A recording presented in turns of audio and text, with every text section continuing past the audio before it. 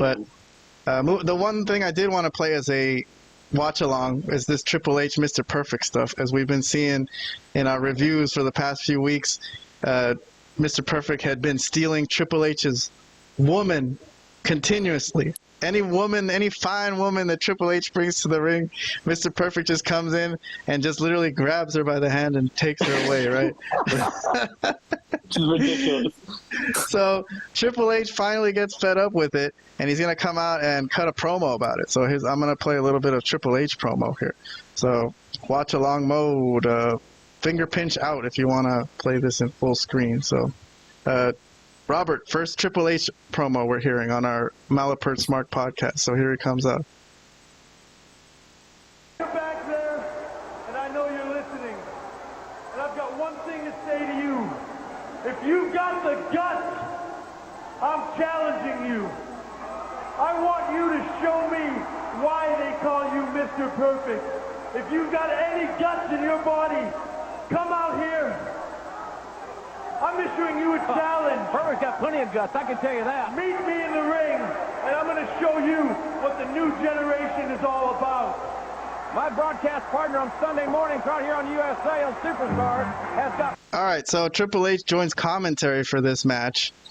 It's weird to me, this one, Vlad, because they actually just had a match basically so they can feature Triple H on commentary. The match was a dumb tag match between the Godwins and... who was it? Oh, I don't remember. There's no way you're gonna have to remember the name of that team. The Grims. I don't know who the fuck that Never is. heard of them. Never heard of them. Okay, so they had some bullshit tag match, and Triple H is on commentary here, so he's still talking about Mr. Perfect, and I think this is an interesting insight into Triple H's old gimmick, where he's supposed to be like a fine gentleman or something. It's kind of funky, but let's listen to Triple H talk during this tag match. Wait a minute, wait just a second. Hunter, I don't think Kurt's all that bad a guy, but I don't understand what the deal is either. Every time you bring a beautiful, luscious-looking lady to ringside, all of a sudden Perfect shows up and she leaves with him. What is the deal? You know who he reminds me of in My Family King? Who? Nobody. You know why? Because Helmsley's have class. We have dignity. We're not common thieves. Mr. Perfect. I don't know The common thief. Is, but I've watched tapes of him. He might have been perfect at one time. He might have been something. But I think now he's nothing but a has-been. Whoa. Very interesting comments, Mr. Helmsley. I believe this is Jason Grim. He has class, Robert. Anyways, so I thought he was degenerate. Yeah. One of the guys in this match, by the way, I guess Phineas Godwin becomes Midian. So Correct. just a side note, there's Midian, who's later part of the Ministry of Darkness. But anyway, so here's Mr. Perfect coming in on remote, so he's going to talk to Triple H and accept his challenge.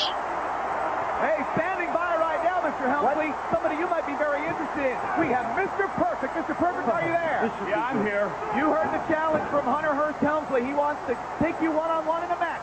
You know, I'm the kind of guy who loves a good challenge. You know what, for the last 11 months, I've been every week doing the color commentary on Superstars of Wrestling, the World Wrestling Federation Superstars.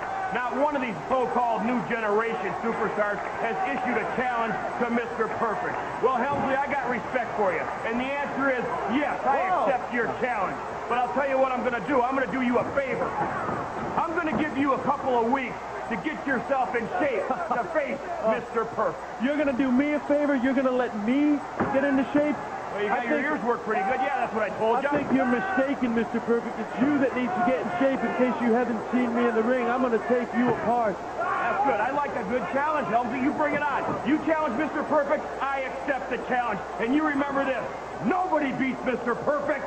Nobody. Unbelievable. What about... There you go. Hey, Robert, what do you think of how Triple H, like how he talks, his affect, where he's trying to sound like a fine gentleman? Do you think he's pulling that off or what? It's not bad. I still remember it to this day. Like even before you played the recording, I still remembered him talking like that.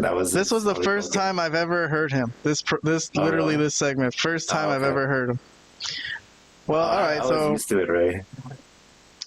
Our reviews on this. I guess I'm the only one who gave it a thumbs up. Maybe it's just retrospective, like just nostalgia about this whole thing and knowing that these two turned out to be such iconic figures.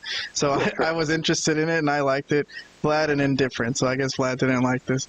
I don't know. I thought the challenge and the way he talked to him, he's like, I like a guy who gives a challenge. I'll accept your challenge. I thought that was cool and professional. Thought it all sounded good.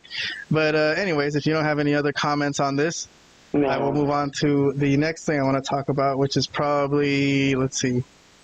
Well, this is the Godwins. The Godwins won that match, by the way, Robert. Thumbs down. Robert is thrilled for them. Thumbs down from us. Okay, so I will mention that last week there was a weird storyline, Robert. You weren't here. But Vince McMahon had a video package where he said he called Jeff Jarrett a fraud musically.